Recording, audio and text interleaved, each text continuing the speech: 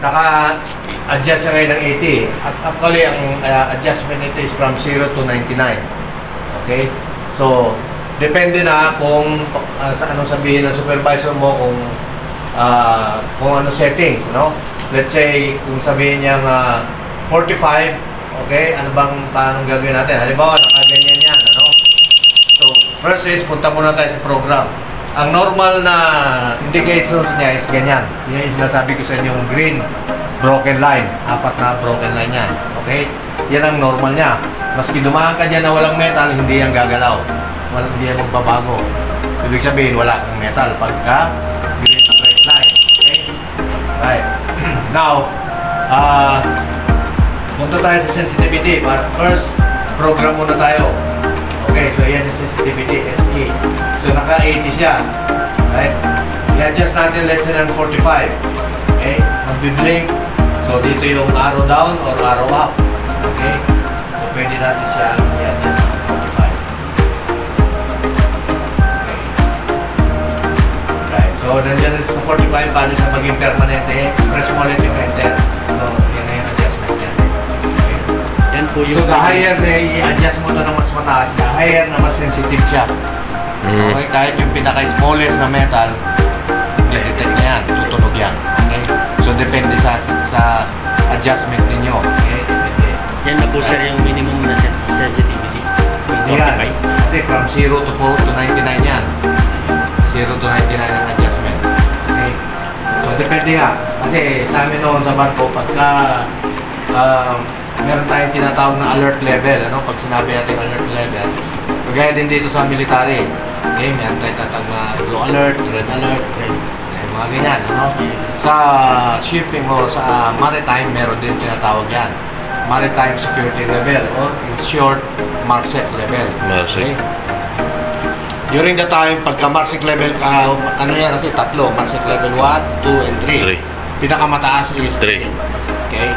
Yun ang highest level. Ngayon, pag MARSEC level 1, ang adjustment natin dito is from 0 to 16. Okay, MARSEC level, parang normal lang yun. And then, pag tumaas yung MARSEC level natin ng 2, okay, ang adjustment niya is 17 to 25. Pag MARSEC level 3, pinakamataas, 26 and higher. Yun ang adjustment. Ganun doon ang ginagawa namin after ng 9/11. Pero, binago na yan ngayon. Hindi na namin sinusunod yun. So, depende na sa security officer o supervisor kung anong gusto niyang adjustment. Nasa kanya na yun. Ngayon, pinapakita ko lang sa inyo kung paano mag-adjust. Okay? So, ang adjustment natin, kung gusto mong pataasin pa yan o pababain, always go first to the program. Okay? Yan. Program, tapos kung gusto mong palitan siya, enter ka lang kasi mag-click siya. Saka mo siya pwedeng i-adjust. Okay? Pwede mo siya gawin 40. Okay, ganyan. 5. Depende. Pagka nakuha mo na yung adjustment, press enter lang, nandiyan na siya. Ngayon, tatlong adjustment lang ang pwede nyo gawin dito. Okay? Yung sensitivity, volume, at saka channel. Right? Dito tayo ngayon sa volume. Pag nakita nyo yung AB, yung sabihin niyan, volume yan. Paano natin adjust? Gusto mo palakasin, hinaan yung volume, press again, enter. Right? Gusto mo pahinain, yan lang. Scroll down mo lang siya, o yung arrow down. Pindutin mo ulit ngayon na naka-number to get settings na volume.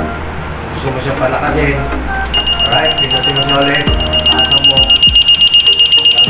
anong sound na gusto mo, press mo ulit, yan, naka-send na siya. Now, another is channel. Okay, channel. So, naka-channel siya. Okay, pwede mo na siya i-adjust ng channel 3, channel 4, channel 5, 6, gano'n. Depende sa inyo. Ano ang purpose ng channel? Right. Ang purpose ng channel is if you are using two walk-through metal detector. Okay? Halimbawa, nakaset up itong isa. Yung isa nandiyan, katapat niya. Okay? In adjusting the channel, kailangan hindi parehas ang channel nila. Kailangan magkaiba. Bakit? Kasi kung parehas na channel lang ilalagay mo dyan, right? Tapos meron tayong mahabang pila ng gas papasok. Sabay-sabay na pumapasok yan. Okay? Pag tumunog ito, na merong metal siya, tutunog din yung isa. Para sa channel. So hindi nyo alam kung sino dyan ang may metal. Okay. So, kailangan magkaibang channel. Kung channel 3 ito, dapat yung isa channel Channel 6 o channel 7. Ganun. Dapat magkaibang channel. Okay? Para tumunog man ito, hindi tutunog yung isa. Okay? Kung walang metal yung isa, hindi naman yung talaga tutunog yun. So, ganun ang mangyayari yan. Okay? Kaya magkaibang channel. Right? Ngayon, actually, meron din itong tone na sinasabi. Okay? Para alam nyo yung tone, yung parang kaya sa cellphone. Okay? Kung ano yung ibang linear. So, ganito rin itong meron dito. Pero, naka-adjust na ito sa channel 5. Yan yung standard namin. Channel 5. Yan yung tunog niya. Okay? Right. Yan, tunog yan. Yan, yan. Okay. Right. Ngayon, guys. Kahapon,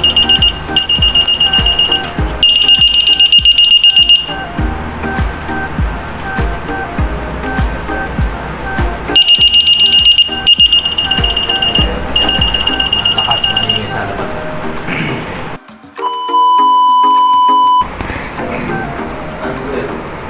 Dito ka muna, ano? Kasi nandito na yung buong class. Right? Okay, Andrew. Check the volume.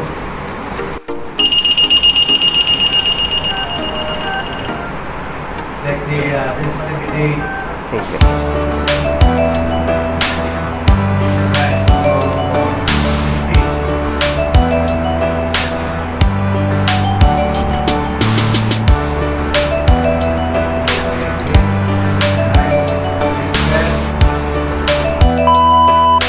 The machine, what we call clean walk test.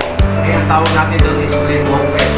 Ano ba yung clean walk test? Dapat tatanggalin natin yung lahat ng metal sa katawan natin. Tanggalin muna natin yan. Okay?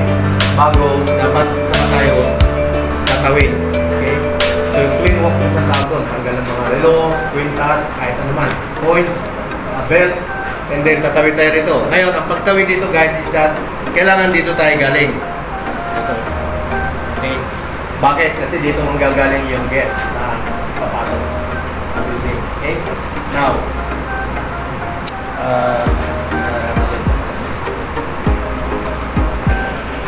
green dotted straight line. Apat na gano'n.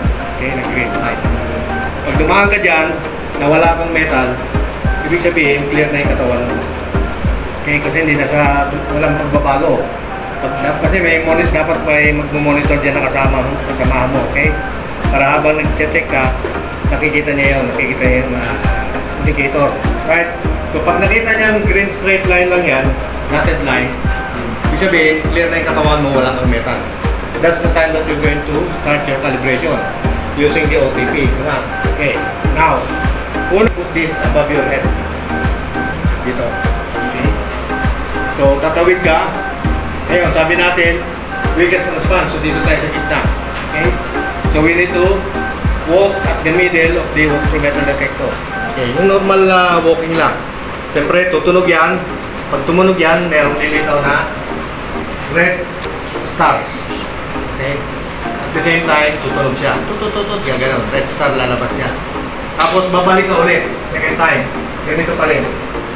Siyempre, tutunog na naman yan. Okay? So next is, you need to put this dito sa may hips mo. Okay? Of course, you need to put it as well the center of your body kasi mini-maintain natin yung center. Okay? So you need to put this at your hips, center, body. So walk again. So tutunog yan. Meron kang red star na dalawa. Balik ka ulit. Tutunog na naman siya. Okay? And then the last one is, you need to put this inside here. Huwag mong lalagay dito sa labas. Kasi mini-maintain pa rin natin yung sentro. Right? So at least, you can put it like this. Medyas. Okay? Yan. And then walk again. Normal walking. Right? So tutunog siya. And then balik ka ulit. Tutunog. So once na nangyari na yan guys, ibig sabihin, the machine is calibrated and ready to go. Ganun lang kasimple yun. Calibrated na ito. So of course, after calibration, you need to Logbook. yes, log it down.